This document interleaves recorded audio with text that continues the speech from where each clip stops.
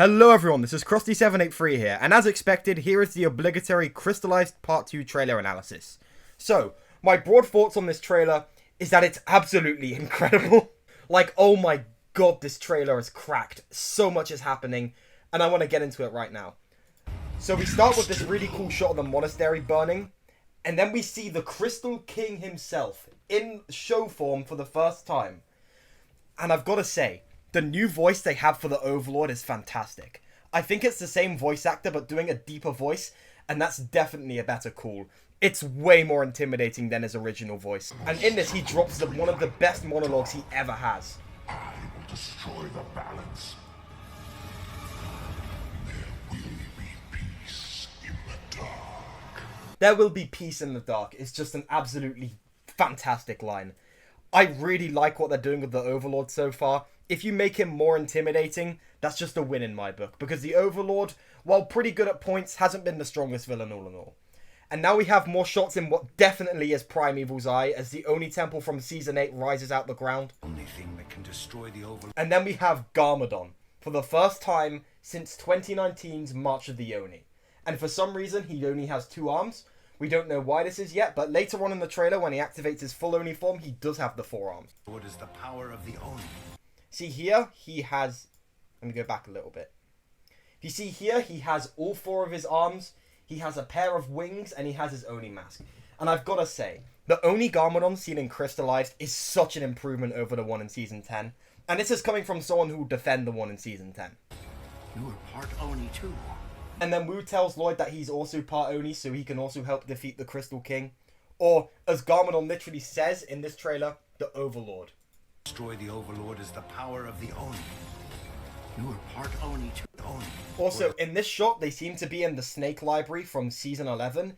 Either that or the Library of Domu. I can't tell which yet, but I'm pretty sure it's the Snake Library. Just a quick note I'm making while editing. At the start of the season, Wu says that Masako went off to the Library of Domu to look for ways to bring back Nia.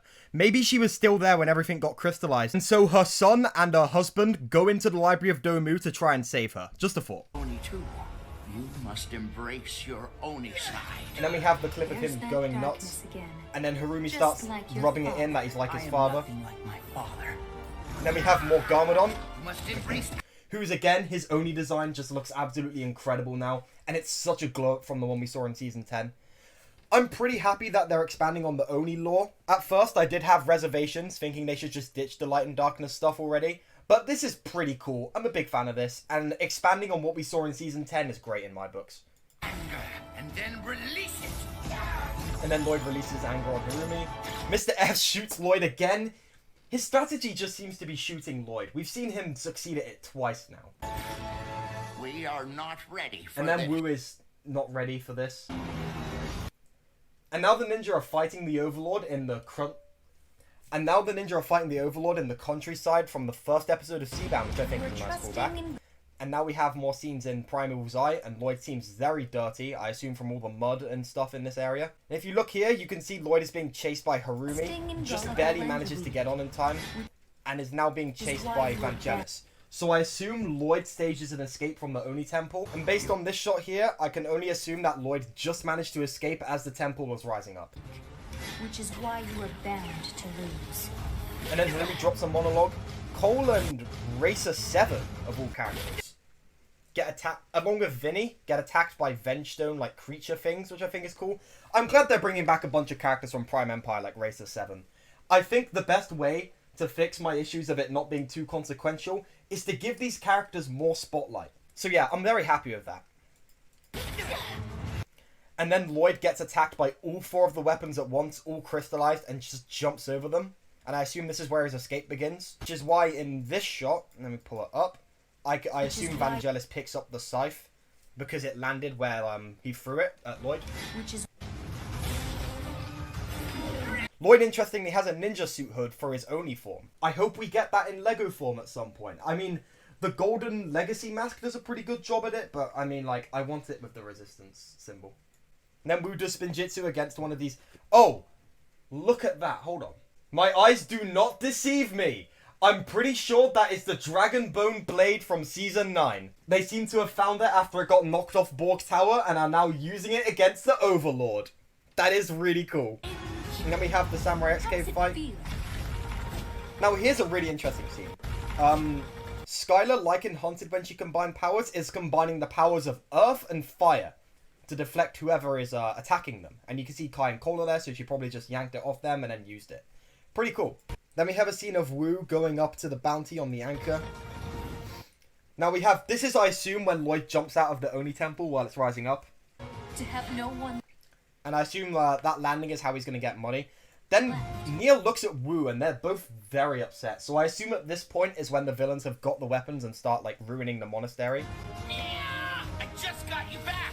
And then they seem to be like teasing another near death, which is really scary because she just came back. And now they're reusing footage from the Crystalized like opening arc with Nia, where Aspheera is stealing her powers. This is a pretty interesting fake out, but I don't know, it's pretty obvious. You can see the cooler.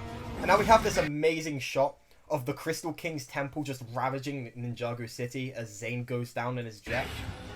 I think that's awesome. Now we have Wu, who like Garmadon seems to have also unlocked wings, because those aren't Shintaro wings. Those look very different to the wings that Vangelis and Vanya have and stuff. Now we have a shot of Kai's Dragon Raider, which I'm glad there's vehicles are coming back. I really like these vehicles. Be powered by either fire or golden power. Kai runs over a bunch of Vengestone warriors and you see Cole. And then the bounty splits in half, which is a pretty creative bounty crash. I mean, on the one hand, the bounty has crashed God knows how many times. On the other hand, that's a pretty creative way of doing it. Then we have this awesome, imposing, like, low shot of the Crystal King. Or Overlord, I guess. Then we have a shot of the Crystal King mech imposing over Oni Garmadon and other mechs. And then we see whose mechs these are after this shot. And it's Ultraviolet and Ronin. Just up there, you can see Fugitives. And then Kilo and the main ninja team are fighting the Crystal King. Notably, there is no Pixel here, which does not bode well for the idea of Pixel surviving this season. Then we have an ending shot of Wu, and that's the end of the trailer. This is one of, if not the most well-made Ninjago trailer in the franchise's entire run. It is just mind-blowingly good. I cannot wait to see more of this season. I need it as soon as I can. Because, God, this second half looks nuts. What do you think, though? Did I miss anything? Let me know in the comments. What do you think of this trailer and the plot direction? Also let me know in the comments. If you like this video, be sure to leave a like on it. Share it with a friend if you found it interesting. And if you want to see more Ninjago videos like this, be sure to subscribe to my channel and turn on all notifications so you know as soon as they come out. Thanks so much for watching, everyone, and I'll see you in the next video. Goodbye for now.